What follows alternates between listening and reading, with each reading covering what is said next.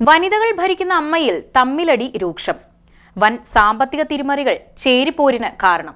താരങ്ങളുടെ കുടുംബ സംഗമത്തിന് 75 ലക്ഷത്തിന്റെ സ്പോൺസർഷിപ്പ് നൽകിയത് വെണ്ണല മഹാദേവ ക്ഷേത്രം. താരസംഘടനയിലേക്ക് ഭക്തരുടെ പണമൊഴുക്കിയത് ദല്ലാൾ നന്ദകുമാർ. ടിനി ടോമിന്റെ സ്ത്രീ വിരുദ്ധതയെ കോടതി കയറ്റാൻ അൻസിബ ഹസൻ.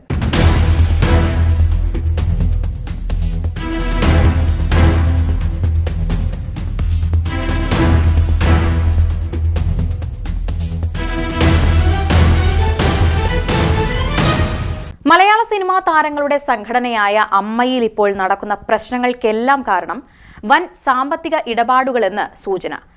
ഹേമ കമ്മിറ്റി റിപ്പോർട്ടിലെ വിവാദ സാഹചര്യങ്ങളെ തുടർന്ന് താരസംഘടനയുടെ നേതൃത്വത്തിൽ നിന്ന് സൂപ്പർ താരങ്ങൾ മാറി നിൽക്കുകയും വനിതകളടങ്ങിയ പുതിയ ഭരണസമിതി നിലവിൽ വരികയും ചെയ്തിരുന്നു. എന്നാൽ ജനറൽ സെക്രട്ടറിയായ കുക്കു പരമേശ്വരനും പ്രസിഡന്റായ ശ്വേത മേനോനും ചേരിതിരിഞ്ഞു പോരാടുന്ന കാഴ്ചയാണിപ്പോൾ. വനിതകൾ നേരിടുന്ന അനീതികൾക്കെതിരെ വനിതകൾ മുന്നണിയിലുള്ള ഭരണസമിതി ശബ്ദിക്കും എന്നായിരുന്നു പ്രതീക്ഷിച്ചത്.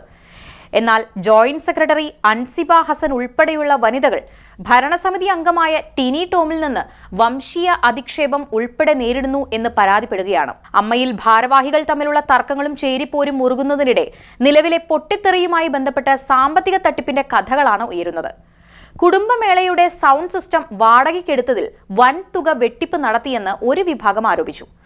സംഗീത പരിപാടിയുടെ പേരിലും വെട്ടിപ്പ് നടന്നെന്ന് ആക്ഷേപമുണ്ട്. കാറ്ററിംഗിന്റെ പേരിൽ 5 ലക്ഷം രൂപ തട്ടിയെന്നാണ് മറ്റൊരു ആരോപണം. സാമ്പത്തിക തട്ടിപ്പ് ആരോപണങ്ങളും വ്യക്തിപരമായ അധിക്ഷേപങ്ങളും കമ്മ്യൂണിക്കേഷൻ ഗ്യാപ്പും കാരണം സംഘടന ഇപ്പോൾ ചരിത്രത്തിലെ ഏറ്റവും വലിയ പൊട്ടിത്തെറിയെയാണ് അഭിമുഖീകരിക്കുന്നത്. കുടുംബമേളയുടെ സൗണ്ട് സിസ്റ്റം വാടകയ്ക്കെടുത്തതുമായി ബന്ധപ്പെട്ട് വൻ തുക വെട്ടിപ്പ് നടത്തിയെന്നാണ് ഒരു വിഭാഗം ഭാരവാഹികൾ ആരോപിക്കുന്നത്. സംഘടനയിലെ ഒരു എക്സിക്യൂട്ടീവ് അംഗത്തിന്റെ ഭർത്താവായിരുന്നു ഈ സൗണ്ട് സിസ്റ്റത്തിന്റെ കരാർ ഏറ്റെടുത്തിരുന്നത്. ഇയാൾ കൺസൾട്ടേഷനായി പോലും വലിയ തുക ഈടാക്കിയതിനെതിരെ സംഘടനയ്ക്കുള്ളിൽ തന്നെ ശക്തമായ പ്രതിഷേധം ഉയർന്നിട്ടുണ്ട്. കാറ്ററിംഗ് കരാറിന്റെ പേരിലും 5 ലക്ഷത്തോളം രൂപയുടെ തട്ടിപ്പ് നടന്നതായി ആക്ഷേപമുണ്ട്. കഴിഞ്ഞ തവണ കാറ്ററിംഗ് നടത്തിയവർക്ക് പകരം ഇത്തവണ പുതിയ ആളുകൾക്ക് കരാർ നൽകിയത് ദുരൂഹത വർദ്ധിപ്പിക്കുന്നു. കൂടാതെ കഴിഞ്ഞ വർഷം വെറും 4 ലക്ഷം രൂപയ്ക്ക് നടത്തിയ സംഗീത പരിപാടിയുടെ ചിലവ് ഇത്തവണ 11 ലക്ഷം രൂപയായി ഉയർത്തി കാണിച്ചതായും ആരോപണമുണ്ട്. ഈ സാമ്പത്തിക ഇടപാടുകളിലെല്ലാം ഒരു പ്രത്യേക എക്സിക്യൂട്ടീവ് അംഗത്തിന് പങ്കുണ്ടെന്നാണ് ഒരു വിഭാഗത്തിന്റെ വാദം.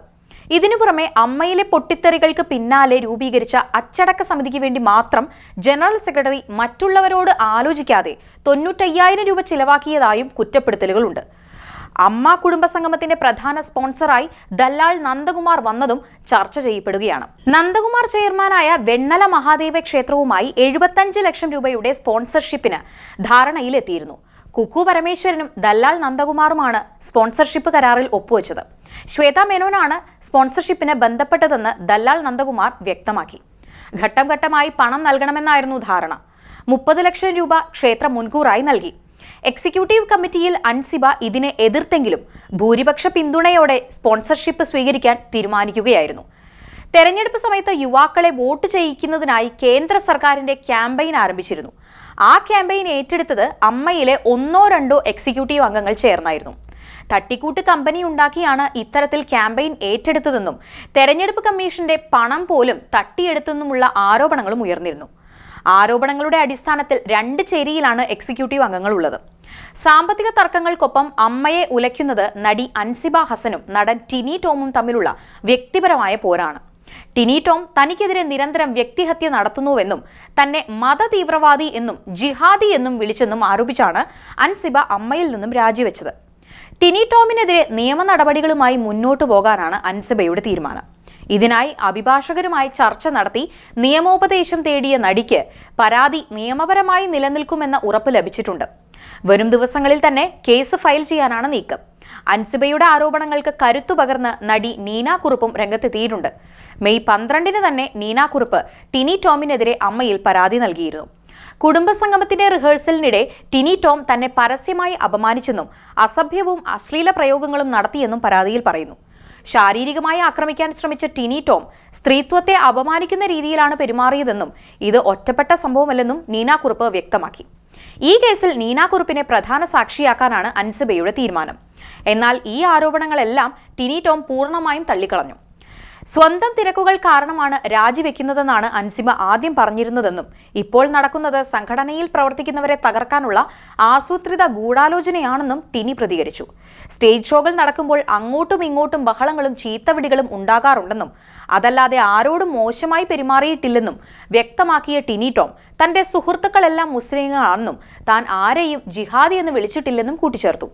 അതിനിടെ അമ്മ ഓഫീസിൽ നടക്കുന്ന കാര്യങ്ങളൊന്നും പ്രസിഡന്റായ താൻ അറിയുന്നില്ലെന്ന് തുറന്നു പറഞ്ഞ് നടി ശ്വേതാ മേനോൻ ജനറൽ സെക്രട്ടറി കുക്കു പരമേശ്വരനുമായുള്ള അകൽച്ച പരസ്യമാക്കി. ജനുവരി മുതൽ ജനറൽ സെക്രട്ടറി കുക്കു പരമേശ്വരൻ കാര്യങ്ങൾ കൃത്യമായി പറയാറില്ലെന്നും തന്നെ ടാർഗറ്റ് ചെയ്യുന്നുണ്ടോ എന്ന് അറിയില്ലെന്നും ശ്വേത പറഞ്ഞു. ബൈലോ പഠിപ്പിക്കാൻ കുക്കു പരമേശ്വരൻ കൊണ്ടുവന്ന അഭിഭാഷകനാണ് തന്നെ സെക്രട്ടറി പദവിയാണ് ഉയർന്നതെന്ന് തെറ്റിദ്ധരിപ്പിച്ചതെന്നും പ്രസിഡന്റ് സ്ഥാനത്ത് നിന്ന് മാറി നിൽക്കാൻ പറഞ്ഞാൽ അഭിമാനത്തോടെ മാറി നിൽക്കുമെന്നും ശ്വേത വ്യക്തമാക്കി. നടി അൻസിബ ഹസൻ ഉന്നയിച്ച ആരോപണങ്ങളെക്കുറിച്ചും ശ്വേത പ്രതികരിച്ചു. വക്താവല്ലാതെ മാധ്യമങ്ങളോട് സംസാരിക്കുന്നത് അച്ചടക്ക ലംഘനമാണെന്നും അൻസിബ മാധ്യമങ്ങളോട് സംസാരിച്ചതിന് ശേഷമാണ് പരാതി മെയിൽ ചെയ്തതെന്നും ശ്വേതാ മേനോൻ പറഞ്ഞു. ലക്ഷ്മി പ്രിയയുമായി ഉണ്ടായ കേസ് വ്യക്തിപരമാണെന്നും അതിൽ അമ്മ സംഘടനയ്ക്ക് പങ്കില്ലെന്നും ശ്വേത വ്യക്തമാക്കി. ഇത് അമ്മയുടെ പ്രശ്നമല്ലെന്ന് പറഞ്ഞിരുന്നു. അതിനെയാണ് അൻസിബ പരിഹസിച്ചത്. അൻസിബ ഇപ്പോഴും അനിയത്തിയെ പോലെയാണെന്നും കാര്യങ്ങളെല്ലാം ജനറൽ ബോഡിയിൽ ചർച്ച ചെയ്യുമെന്നും ശ്വേതാ മേനോൻ പറഞ്ഞു. അതേസമയം അമ്മ ഭാരവാഹികളെ പിരിച്ചുവിടണമെന്ന് മാലാ പാർവതി തുറന്നടിച്ചു. സംഘടനയുടെ തലപ്പത്ത് സ്ത്രീകൾ വരണമെന്ന് ആവശ്യപ്പെട്ടതിൽ മാപ്പ് ചോദിക്കുന്നുവെന്നും മാലാ പാർവതി പറഞ്ഞു.